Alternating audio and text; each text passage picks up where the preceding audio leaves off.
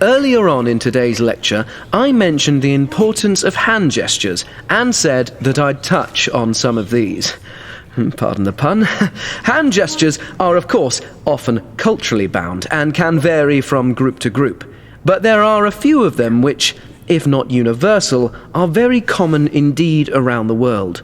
I'd like to focus on the history of 4 gestures in particular: the salute, the thumbs up, the high five, and the handshake. The salute, a gesture most associated with the military, may have originated in the 18th century. The Grenadier Guards, one of the oldest regiments of the British Army, used helmets in the form of cones. These were held in place by chin straps. It was difficult to raise your helmet when greeting someone, so the soldiers simply touched their head with one short movement of the hand before quickly putting it back down again at their side. The thumbs-up gesture apparently goes back a lot further. It's widely believed that this gesture goes back to Roman times, when gladiators fought in front of the emperor and eager crowds in the Colosseum. The fallen gladiator's fate was decided by the audience. If they felt he had fought well, they showed their approval with a thumbs-up gesture.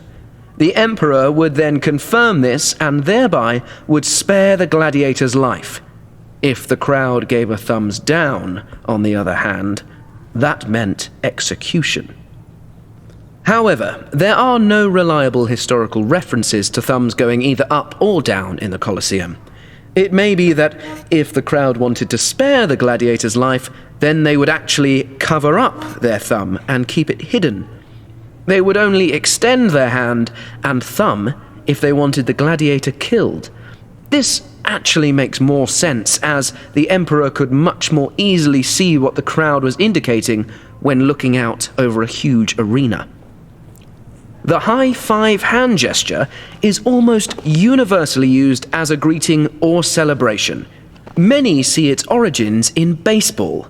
2 US teams lay claim to inventing the high five: the Los Angeles Dodgers in 1977 or the Louisville Cardinals in 1978. It's quite likely that it was neither, and the gesture might have a much earlier origin again. It is very similar to a 1920s jazz age gesture known as the low five or giving skin.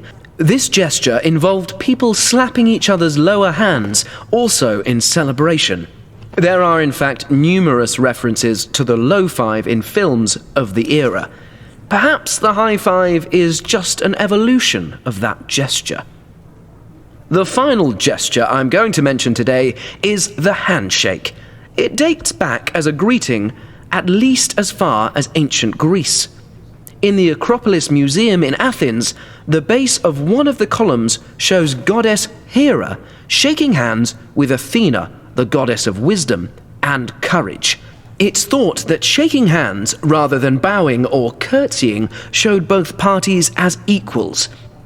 In 17th century marriage portraits in Europe, we find many examples of handshakes between husband and wife.